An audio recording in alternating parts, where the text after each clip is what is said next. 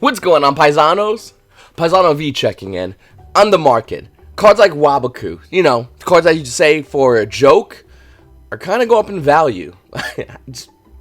Throughout the weekend, I went to the Columbus Regionals, and someone asked me, "Hey V, what's the secret card? What's the secret spice?"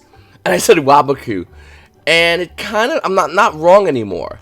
This was meant to be a joke, by the way, so if you guys are seriously looking at Wabaku dual terminal, it's not meant to be like this. But yeah, no, it's kind of bought out. When I first started doing this joke, it was like $4, and now DT Wabakus are like almost near 7s. I don't know either. Listen, guys, welcome to the Market Watch. Just want to make sure, hit the like button, hit the subscribe button, notification down below, and if you have any comments for the next video, type in hashtag QV, and I'll answer your comments on the end of my next Market Watch. Paisanos, the market is pretty much stabilizing. We're about to hit YCS National. We're about to hit Nationals soon after that, and then we're going to go into World Celebration, and the regional season is right around the corner after that. Throughout the whole time, the market is always available for great buyouts and always available for hype buyouts. And in this video, I'm going to discuss those, the hype buyouts and buyouts I think that are kind of worth it or was worth it. And then we can talk about what can we look forward to in the future, because I feel like there's a lot of cards, even for competitive Yu-Gi-Oh, that are very good right now, but a lot of people just don't see it. One of the cards right now for competitive Yu-Gi-Oh is Dingirsu, a card that went as low as $25, almost, roughly, for like a nanosecond. Mark price on this card roughly around $38. Looking at Dingirsu, it's actually around $40 in the market, and to be honest with you, it's kind of crazy for this card. Yes, we're seeing a lot of Orcus build because they're a new tier 1 deck right out the gate because of Dark Neostorm on the block. And we're seeing the price actually rise up to $40. Now, what do I think about Orcus? Well, after playing the deck, I think the deck is a phenomenal deck. It has a lot of great plays, and it's obviously well worth being a tier 1 slot. I just don't know if it's worth $40 for Dingirsu tier 1 slot. And that's not to mention the Otigateas and the rest of the value that you want to put in a deck. If you want to play Dangers, or you want to play Dark Warriors, or whatever build you want to play. Orcus is a phenomenal deck, guys, but I just don't know if it can make that, keep this value. In fact, if you want my honest opinion, I think this card is going about to tank in value. What, with the release of Dark Neostorm Special Edition and after YCS National? Yeah, I think it's safe to say, look at Dingirsu right now, it's going to go down in value. No material is, looking at no material, the price for this card is roughly around $30. And then when you go over here, it's barely holding on to that. It's actually around $29 in the actual price from its current market price. No material sounded like a phenomenal card, just the fact that it tried to be a hand trap like Infinite Permits, because you have to activate it when you control no cards, and that whole aspect of it just, to my opinion, murders this card. The card value is obviously going to decline in value, and I think it's going to tank even lower. I think it'll be hitting $20 not too soon.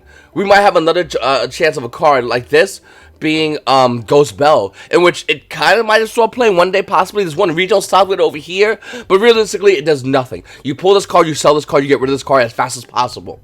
Then you have Fantastical Dragon Phantasme, a card which is an enigma for me personally. And I'd love to know what you guys think. If you are running this, or if you would like to run this, would you run it? Would you run it in the main? Would you run it inside? Let me know in the comment section down below. But looking at Fantastical Dragon Phantasme, the market price of this card is $103. Unlimited versions are rocking almost around that price point, near $102.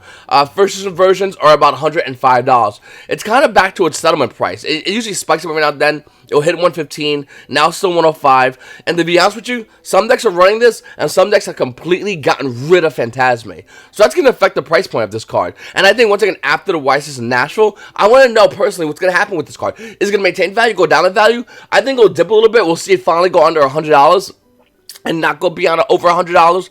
But nevertheless, this is a pretty crazy card that it's normally good, but in this format we're in right now, is it really good? It's one of those kind of cards. Then you have cards like Pot of Extravagance, a card that's still maintaining a $74 to $75 price variance. My price of those cards roughly around $74, but once again, it's maintaining around 75s. The card spiked back up, seeing it play in a lot of meta decks, and it has not went down. And I think that Pot of Extravagance, even though it's a phenomenal card, there are other options.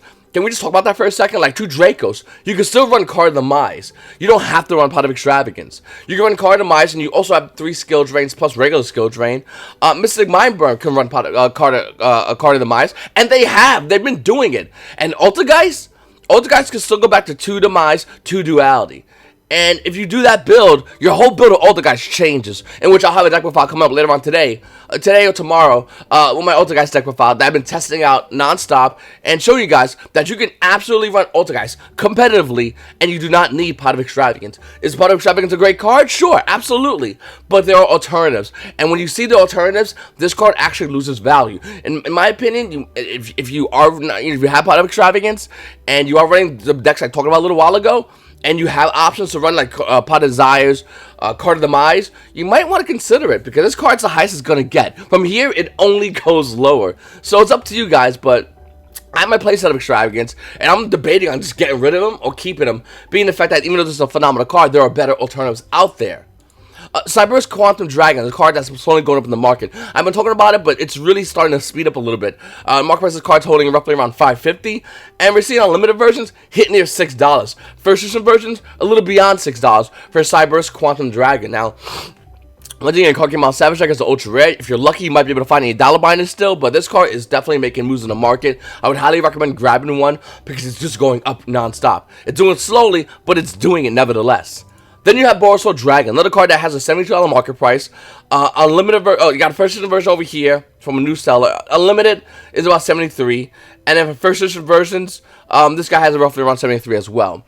And Borisol Dragon's in a weird place right now because we know it's getting a reprint. We know it's going to go down in value. But at the same time, you need it for a YCS. You need it for Nationals. And when I see a real crazy price drop of a card really fast, wait until after Nationals or even during Nationals. Look at Borisol Dragon's price point. This card is going to tank in a span of about 24 to 48 hours. Then you have Ghostbusters the Haunted Dimension, another card that is $24 on the market, and it's not. It's actually $8 for Unlimited. First version of this card is barely holding on to $19 for Ghostbusters Haunted Mansion. And it's not because of the Dual Power Ultra Rare reprint. It's not that. It's because it's not that good. You can play so realizing that, and you can play that opting instead of play Ghostbusters Haunted Mansion, or instead just playing cards like Diddy Crow. And that card's good. When you have this card in your hand and Diddy Crow in your hand against Orcus, obviously Diddy Crow's the better card. You wait till they ban Skeleton, Diddy Crow. You wait till they chain if they already if you drew in Diddy Crow and they have Babylon Born and they chain Skeleton or Harp Horror, you Diddy Crow it. You just target things. You just hit things and things happen.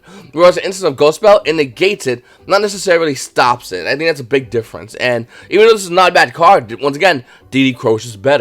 And we are seeing this in which the prices of Diddy Crow or high-rated versions are maintaining a high price point, whereas Ghost Spell is still going down. And it's going to continue to go down, by the way. Ghost Reborn and Cherries is a card I think you guys should be getting. I think it's highly undervalued. I think nobody's looking at it right now. Nobody's talking about it right now. And it's a nobody. Look at regional deck list. Zero deck list. And the answer is simple for why it's happening. People are running Pot of Extravagance. You only Reaper Cherries because you have 3-ups in your extra deck. Your extra deck is kind of wonky, but you give that wonkiness away in your extra deck because you're going to have Extravagance. Well, you play Ghost Reaper Winter Cherries, you don't have to worry about that. Can we just sound off on what Ghost Reaper Winter Cherries can hit? Let's see. With Strikers, you can hit Blue Chick, Shizuku. With Orcus, you can hit just Galatea. That's it, just Galatea. You can hit you get anything really. You can hit Murmur if you want to. I like Galatea because seeing Orcus players struggle without Galatea is hilarious. The minute you hit Galatea, their Dinkisus are dead. So that's 5 cards dead in their extra deck because they normally run, it's like, they might even 4 cards, about 4 cards. Some run 3 Galatea. But 2 Galatea, 2 to 3 Galatea, and 2 Dingisus with 1 card. And know what that deck becomes? The deck becomes Try Hard, Bring Out Borsword, the deck featuring Orcus. It's just a horrible setup. Let's see what else we can do. Dangers. You give the Danger Thunder deck. Just hit Colossus. I mean, yeah, they could bring it back in, sure. But some Danger builds are actually taking out the spell that brings back cards that get banished. It just is a thing. I don't know. It's just, there's a lot of cards and a lot of applications Ghost Reaper and Wind Cherries can fall into. And it fell off the train because everyone forgot about it because Pot of Extravagance, once again. And I think this is a phenomenal card.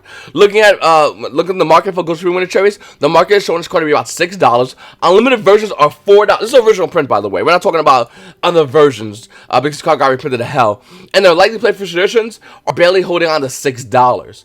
There's about 2 over here. Let's see if we can find the third one.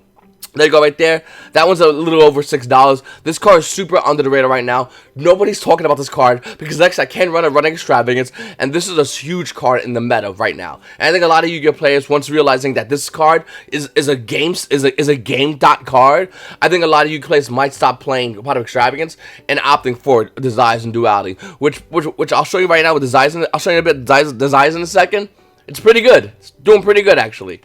Then you got cards like World Elixir Succession, a card that's now seeing no play. I think we're beyond the World Elixir Succession hype. This card was hitting some crazy high numbers. Look at the market price, it's at $14. I remember this card hitting almost near $20. Unlimited versions are barely holding on to 11s. First editions are right next to it, barely holding on to 11s. This is a huge sell. Get rid of your World Elixir Successions. There's no deck that this card can really be played in that's meta right now compared to the top tier 1 meta decks. Get rid of this card as fast as possible. It's going to tank in value. It's going to get a reprint, and then it's going to tank. Do it before it does that, or you're going to lose money.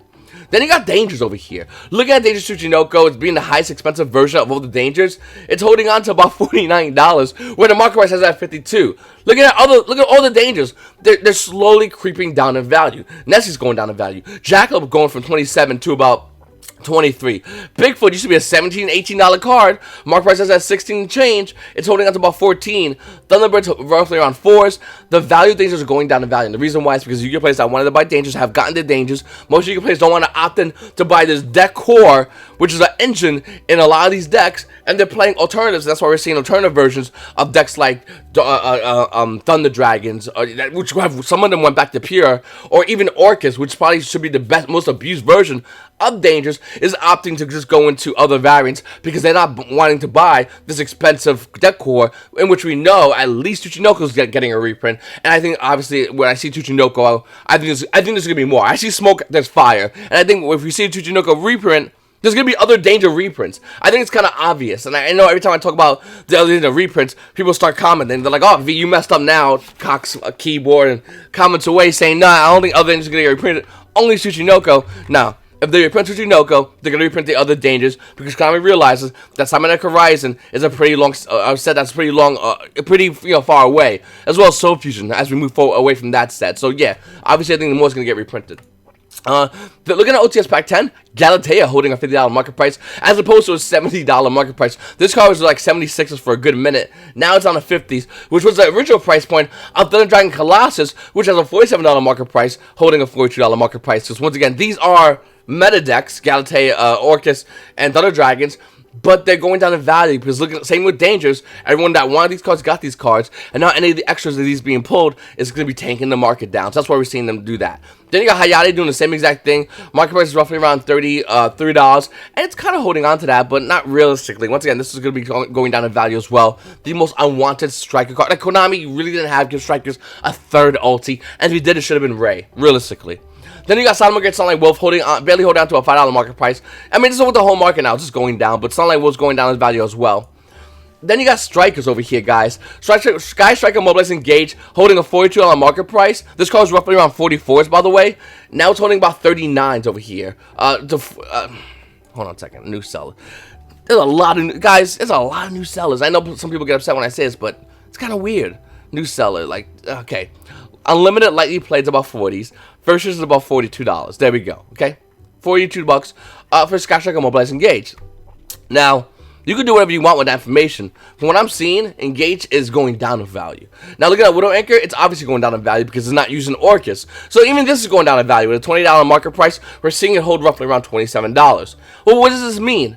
Strikers, even though they're a good deck, are also getting reprinted soon. We know Engage is definitely getting reprinted, and it's inevitable that Widow Anchor is going to get reprinted. So the hype and Strikers and Orcus and Thunder Dragons, all these decks are at their highest right now. And then after YCS Nashville or Tennis Knoxville, whatever it is, they're going to go down a little bit lower in value. Then when we get near Nationals, the hype might go back up a little bit in value and then tank, like right after Nationals. And cards like Engage are absolutely going to tank because we know it's going to get reprinted. So let's talk about 5 Formation Tanky, Ultimate Rare for a quick second. This card at one point was $20. Market price has this card roughly around $42, but it's not that, obviously. It's around $55, $56 for Ulti Tankies. And everyone's excited about Fire Fist. I mean, looking at cards like Brother to Fire Fist Bear, Ultimate Rare, $10 market price, while Limiteds are 17s. First edition's already near almost $20 for Bears. These cards are really high in value. And everyone's excited about Fire Fist. And I like Fire Fist too. I loved old school Brotherhood of Fire Fist deck. It used to be, there was a lot of stuff you could put into it, but it was like it was a lot of spicy stuff with Fire Fist. And it's fun. Even though, if you guys remember playing fights back in those days, we got Spirit way too late, but whatever. It's a fun deck. I remember Tankies going low in value, being as low as $20. I got mine for 18 for a place of Tankies. Each, pretty good. The thing is, the prices are going high in value, and it's all because of hype and speculation. If you've been watching this channel for any amount of time, you know I always say, sell into the hype and speculation. You can always buy back later. And throughout this week after YCS, I got rid of my Tankies. I got rid of a majority of my Fire Fist stuff. And the reason why is simple. You don't keep cards based on hype. You rarely keep cards based on hype. You shouldn't keep any cards based on hype, but I get it, guys. And with Fire Fist, even though I love Fire Fist, I'm excited about Fire Fist, and I had to give rid of my Tankies away from my Bujin Zodiac deck, which I love, I did it. And the reason why is because this is based on hype, and not because of playability within the meta. And you can get excited about a card, and everyone can get excited about a card, but just because everyone's excited about a card, going, oh my god, it's going to be so amazing, of something that's going to happen after Nationals, it's silly to hold these cards as they maintain their high price point. You sell into the hype because that's where you make your money. You sell into the hype dies down, and then we go back in and we buy Tankies again for $18. That's how it kind of works here with the market. Now it's Astro Pack 3, Ulti Tankies, they might go up a little higher, but nevertheless, you sell into all this stuff because it's just not worth it to buy into it right now. Don't buy into it, sell into it. Wait until after Nationals, wait until the meta slowly shifts itself, because we don't know what the meta is next regional season. We have zero idea. Anyone tells you who knows the meta is next regional season is obviously lying to you, because they're not factoring in the set releases, the ban list, and then we can start focusing on the meta. So sell into this right now. Sell into any of the hype right now. This is what I highly recommend for anybody. And once you sell into it, you'll have extra dough in your pocket. Just do whatever you want. Hey, put it towards your trip to Nationals, your trip to Tennessee. Put it towards those things, because these cards are just not worth it right now, because they're going to be going down in value. And this is a fact, my friends. Then you got Evil Hero Malicious Edge, Ultimate Rare. Well, this card's probably dirt cheap. $9 at the market price. Sounds good to me. Oh, wait a minute. No. Near mint first editions are around $75, guys. 2 of them. After that, a new seller has a $500. And then this guy has it for about, $10,000. After TCG player fees, he'll get about $20. Yeah, no. People are just excited about this as well. Sell. Like, seriously, sell. I'm the kind of person who loves talking to you about deck cores. I love talking about what you should buy, what I recommend to buy.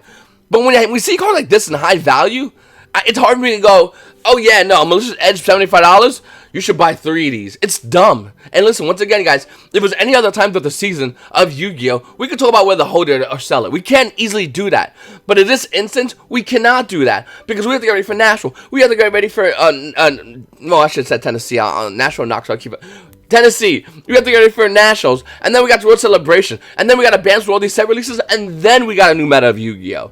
So yeah, sell your Malicious Edge. Oh no, I can't get $10,000. I can't get $500. I can get $75. Good. $75 for Evil Hero Malicious Edge, a card that was really about $10. It's good value. X Saber High End Lee, Ultimate Rare. It's about $7 in the market. And looking at unlimited versions, it's actually about 9s. Looking at first edition versions, it's less. It's a little more than that. It's actually about 13s. After that one's gone, it's actually realistically about 15s. After that one's gone, it hits some pretty dumb numbers. $56. By the way, if you're watching this video, you should probably pause and check if the value of Hunley is still the same value. It's not. It probably got bought out. I don't know why they got bought out, but I do know that X-Sabers has an amazing deck core. They have a beautiful high rarity deck core. Where's Dark Soul? Look at this card. Look at this. Look at this. Oh no, let's look at the Ultimate Rare. Look at Ultimate Rare, looks infinitely better. Ultimate Rare Dark Soul looks amazing. It's not that good of a card as it used to be. I guess compared to new time rules or what you want to call it, but it looks amazing. Oh, okay, no. Take your time, internet, take your time. My internet might have died. It's reload. Okay. Dark Soul looks amazing, and I think that X-Saber as a deck core, I collect a lot of deck cores, and a lot of them just look nice. A lot of them I get because why not? But Dark Soul just looks really good. And if you guys could see it, oh here we go. If you guys look at how it looks, look at that image. I'm not all about Yu-Gi-Oh artwork, even though I kind of am. But for a deck core, to get a max rarity, Dark Soul used to be a cheap deck core. X-Saber used to be a cheap deck core. Market price of Dark Soul is about $7 for Ultimate Rare. Hint. It's definitely not that. I don't know. TCG player waits months to upload some of these price points. $7 for Ulti Dark Soul. Near mint's $9. When you go to first edition Dark Souls, first edition, okay, it's about $25.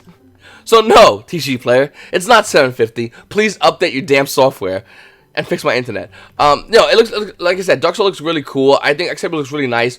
But X-Saber, as far as the deck core, the train of X-Sabers has passed. I wouldn't recommend you guys going in and buying a deck core X-Sabers right now. You can buy some cheaper cards. I mean, Fort Rose kind of, DT looks nice. You got partial DT1 looks nice. You can buy some of those cards, sure. But realistically, you want to buy a full deck core. Even though certain things might spike in value where certain things might not. In the case of like Five Fists, where certain things spiked in value and certain things didn't. Mass Hero Dark Lore. Mass Hero Dark Lore has a price point of $52, and we're seeing it here for roughly about, okay, this guy has it at 54, 55s, and then unlimited versions, the OTS version, they're about almost $60 for Dark Lore. Heroes, once again, this goes back to what I was saying all the time about whenever I mention heroes. Hero players don't care about what you think. They just care about something coming out for their deck. Anything. If it kind of looks good, the hype alone will increase value on hero cards. And look at Master Hero Dark Lord going from a $52 card to almost $60 is no surprise to me whatsoever. In fact, $60 is low to me. I should be seeing this card 75s. There's not many in the market, and I guarantee you we will be. Now, one second, look at the Elemental Hero Stratos. It's about $40 in the market. Oh, wait, no, it's not. It's actually about 43s. And before you go, well, V, you talked about Stratos, and that's why Stratos will bring value. Yes and no. I did talk about Stratos. The people didn't buy Stratos just because I talked about Stratos. They bought it because they realized a couple of factors. Factor number one, OTS Pack 9 is gone. Konami is not making any more of it. Stores literally that we're supposed to get OTS Pack 9. We're getting like 5 and other random numbers. So you obviously know whatever Stratos is out there that's it. Tap it, it's done, boys. That's one. Number two, Stratos is a one-off currently on the ban list. What if it came to 2? What would that do for Stratos in the market? What if it went to 3? What would that do for Stratos in the market, Paisano? Oh, wait a minute. Make it go insanely high in value. And number 3, if heroes do anything, and I mean anything, it doesn't matter. Stratos is Bay. Stratos goes in value because Stratos is best card. That's literally how it works. And Dark Lord by proxy, because it's also best card. Ultimate Rare, OTS Pack, Ultimate Rare, OTS Pack. You see what I'm trying to get at here? I'm not hyping a card up. I'm just stating facts about a card. There's a big difference. When you see me hype a card, whenever anyone asks me about Wabaku, DT Wabaku, anyone asks me about what's the best card in the market to get right now, because I've been told to ask that question a million times, whether it's on Twitter, Facebook, Instagram, follow me on all of these things if you can. When it's any of these, I always say DT Wabaku, because my brain is just shot right now, as far as what to answer, as far as what's the best card in the market, because there's so many. And listen, I understand, hey, if you're a busy guy, but come on, man. And now, because I'm joking about DT Wabaku, it also hit $7. So yeah, best card in the market right now, technically speaking, Stratos. Realistically. Because it's not done. This isn't the low price. I mean, this isn't the high price. This is where it's at its lowest. It's going to go higher for Stratos. It's going to hit some dumb numbers. It's inevitable. Once again, this guy's a wall of 6 on page 1. I think there's another wall on page 2. Of 6, there it is right there. But it doesn't matter. That's it. There's almost no Stratos left that people want to sell because everybody wants to hold this card because we all know it's going to go up in value. Pot of Desires. Pot of Desires has a near $20 market price. And looking at lightly played first edition right here, it's about 15s. Then it hits them on 18s. Then it hits $20. So if you need a second or third Stratos, Secret Rare, Stratos, Desires Secret Rare, you're going to want to pick it up quickly because it's going to be gone soon. I think Pot of Desires is definitely a highly underrated card. I think once the meta shifts and you can players realize, oh wait a minute, you can run cards like Desires and Duality, well, in case of Ultra guys, but we can run Desires and other cards like Card of Demise. I think a lot of you players are going to opt out of playing Pot of Extravagance and move into cards like Desires, and Pot of Extravagance will go down in value. You know what goes up in value? Desires. Unless it gets Ultimate Reprint, which it should have gotten forever ago. Who knows, my friends? But I do know that this card is going to start seeing play. I wouldn't be surprised whatsoever if that happens. Common question of the day? You damn right we got it over here. Tyler Duncan says, hashtag Q for V. I'm interested in eventually getting a playset of Extravagance. And it's the only card I'm missing from the deck I want to build. And I have 2 questions before I take the plunge. Would it be cheaper to look for a playset as opposed to purchasing 3 separate copies from a different seller? Feel like this would only work on eBay, and what if sellers on TCG are even allowed to haggle? Or no one's haggling on TCG Player. It's not happening. There's no best offer on TCG Player. It's just get out of your mind. It's done already. Second question is, do you think there will be a reprint within the next 6 months, or that would be a drop in price afterwards? Want to hear thoughts before I pull the trigger. You the man, Vino. You the man. Okay, listen. Pot of Extravagance is going to go down after Nationals and World Celebration.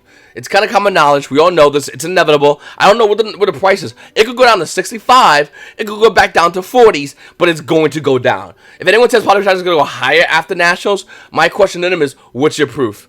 Because you have to have decks that are going to maintain this card having a high price point. Not only decks are going to do that, but decks that are tier 1 that are better than we currently have. And I know it's kind of weird saying that and going, well, V, whatever it's a tier 1 deck, it really doesn't matter at this point. We have tier 1 decks for Extravagance. Everything else is inconsequential. It has to be a deck that blows out these decks currently right now for Pot of Extravagance to maintain a high price point. As far as Pot of Extravagance getting a reprint, it's hard to tell. Konami's very fickle with the reprints. Sometimes they release a set and reprint the cards right afterwards. Sometimes they release a card like the Diagram. They wait about a year and they go, you want Diagram reprinted? Okay. The next 3 sets we're getting Diagram reprinted. First 2 of them are going to be as secret rares. Konami is very weird with their secret rare reprints. Do I think Pot of Extravagance is going to get reprinted? I don't. I don't think so because it came on Savage Strike. Same with Phantasmes. I think these cards are going to maintain an insanely high price point because we know they're not going to be the Megatons. And the next time we're going to have a huge reprint would probably be around, I'm going to say February. I could be February or April. So that's what I think we're going to see, Extravagance and Phantasma reprints. Other than that, unless Konami once again changes it, which they can do and they have done, we won't see those cards being reprinted. Now, as far as haggling and getting or getting a card for a cheaper price, the best way to do it, to be honest with you, and I'm not saying you should do this. Okay, I didn't say that. But if I was you, and you like to use the word haggle, I hate that word, but if you want to haggle, find a backpack vendor. Go, hey, listen, man. You walk up to them and go, listen, man, I'll be straight with you. This guy over here, he wants 200 if I buy a playset. Lie to them. They're not people like us. 200 for a playset of Extravagance. Can you do something better for me? Instantly, they'll be like 190, and you'll be like, yeah, I'll save $10. Realistically, what happened? You bought 3 Extravagance for 190. Is it a good deal? For now, it is, sure. But once again, I do think Extravagance will definitely be going low in value. But that's how you really negotiate. Haggles are stupid. I hate that word. People try to do it in my shop all the time. Hey, V, I want to haggle with you. I want to barter with you. No, we're not doing that. Someone else put a common question I want to answer. Benji Snow says, #QVV. Hey, I have a question for you. Yes, you do. You said new sales are most likely scammers, but can you say the same thing to people that sell cards at name and condition? The reason I'm asking because I bought several cards at near mint condition, and turns out when I get the card, it's badly scratched and some smudged areas. Do you consider that near mint condition? No, I don't. I like collecting cards, but that aren't badly scratched, that are most likely had in C play. I hope you get to the end of my question. Thanks in advance, by the way. Love your channel, Paisano. Thank you, Paisano Benji. Listen, let me explain something to you guys. If you buy a card at near mint, it comes in scratch, it's obviously not near mint. I don't consider that a scammer because the seller is just a dumbass who most likely sells Magic cards and Yu-Gi-Oh cards on the side. It happens a lot, actually. There's more bigger Magic vendors than there are Yu-Gi-Oh vendors. So people that do Yu-Gi-Oh as vending will do both of them, but really focus on Magic vending. If that makes any sense to you guys, okay? Now, as far as this, I do think that people that sell near mint and do it wrong, they do it wrong, obviously. Their grain system is set up is 100% incorrect. If you want to buy a card at first edition near mint because you want to be a collector, that's fine. You have to find your guy. Everyone has their mechanic, but you only go to your mechanic. You don't go to your best friend's mechanic or some other guy's mechanic. You go to your guy. Same with computer guys. You go to the person you feel comfortable with. Barbers, okay? If anyone, is that better relevance? Barbers, you go to your guy. You don't want to go anywhere else to any other guy. You want your guy. And if he's not there, you'll go tomorrow. He took off the week on vacation. I ain't getting my hair cut for the week. I don't care. When my guy comes back, that's my guy. If that guy dies, crisis happens. That actually happened to me, oddly enough, like a couple of years back. Nevertheless, that's what you do. You go to your guy. And when it comes down to buying cards for collector's value, everyone has their guy. It just is what it is. You have your guy. You have your guy because he's knowledgeable. You have your guy because he has a stock or has the ability to get you the inventory. And you have your guy because you know when you buy a card near mint, it's going to come back to you near mint. That is your guy. That's what I recommend if you collect. Don't buy sporadically and go, hope everything goes good if I put all my chips in one basket. Not in this basket. You will have cracked eggs. As far as new sales that are scammers, I don't say all new sales are scammers. I really don't. But what I do say is the fact that we have new sales constant on TCG Player is not because of the Yu-Gi-Oh! Is a growing game, even though it definitely is. It's because people want to do what's called price shilling. And I mean, that's one aspect. There's many other aspects. Price shilling is simple. We'll go to a card I just talked about a little while ago, Phantasmes. If I'm a new seller, I'll put Phantasmes at 95. Now, if you're an established seller and you want to be competitive in the market, well, you're not going to be able to click on and see that there's one guy having 95 and everyone else is over here having it at $102. You're not going to see that. You're going to see it's 95, cool. I'm an established seller. I'm going to put that bad boy at 94. Bam, I'm going to make money over you, 95 guy. What really happened?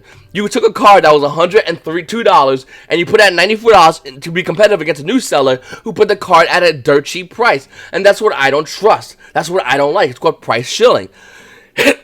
It's something that if you do on eBay, you actually lose both your accounts for. But if you do on TCG Player, you just make a new account and it's totally all creams and peaches. I don't like that. I don't trust that. And that does happen as we see it happen. So when I go and refer to price points to you guys, I don't want to refer to that $95 price point because that's not a real price point. I'd rather refer to the card shop price point because that is a real price point. Or a guy, even this guy who has 94 sales, I'll refer him as opposed to a guy that maybe even has 7 sales. That's what I would do. And I'm sorry to all the new sellers on TCG Player, but I'm not going to take your price point because you could be shilling and you could not be posting real price points. Or you could put the card realistically at 95 to make the sale to up your account, which you shouldn't do, by the way. Be competitive. Don't be dumb. Don't leave good money on the table, you know. But that's what people do. That is a realistically thing that happens, and it's very unfortunate for some new sellers and very scummy at other new sellers who are trying to do price shilling. But it's a factor of TCG Play that you have to take into consideration. Can TCG Play fix this? Absolutely, they have ways to fix this.